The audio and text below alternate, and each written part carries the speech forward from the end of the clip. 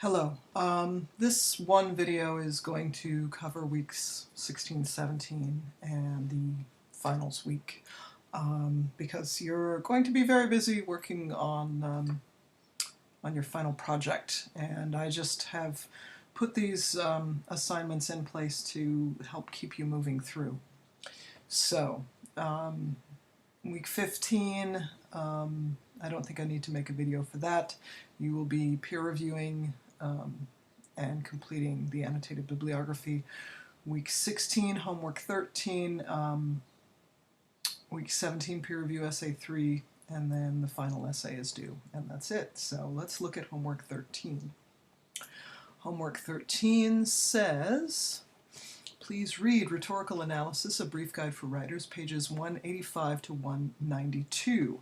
Now this is chapter 6, well, a small portion of chapter 6 actually, having to do with ideology. And there's much philosophical discussion in your textbook, well, actually pointing to philosophical discussion, not philosophical discussion itself. Talk about ideology and about ideograph. But I am focusing you on the concept of doxa. This is a Greek word. Remember that early in our textbook we learned the term audience presuppositions.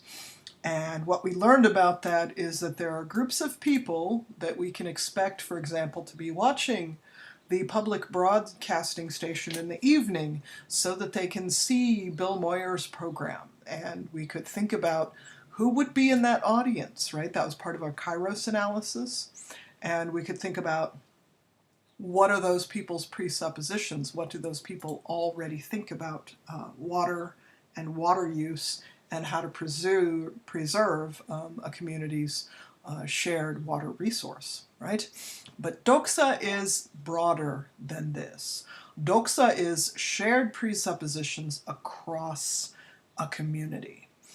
Doxa are usually articulated or suggested throughout a community's shared texts. For example, if you look to the local broadcasting stations, the local news reports, and the local newspaper, they have their own doxa about what it means to live in the valley, what are good things, what are bad things, and those, anyway, those kinds of points. Doxa may include, as it says in your textbook, material topics of the real, such as past and future fact, or what is possible, probable, likely, what is easy, or what is hard. Doxa may include topics of the preferable, such as what is better or worse, or what is a hierarchy of better or worse things. Doxa are distinguished from basic logical assertions because they step further into the realm of because I think so mode. They call upon readers to share the rhetor's speculation.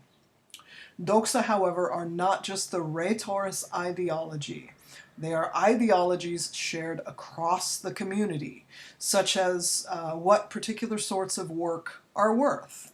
What is thought about farm labor, for example, in this valley is a shared thing. It's a community that thinks so. And you would know it if you learnt about farm labor in various other parts of the world, because they do not have farm labor in exactly the same way that we do. So that is, there are, among ideas about farm labor, for example, all kinds of local doxa, yes? Shared across our community, but not everybody else's community. Ideologies that are shared across the community.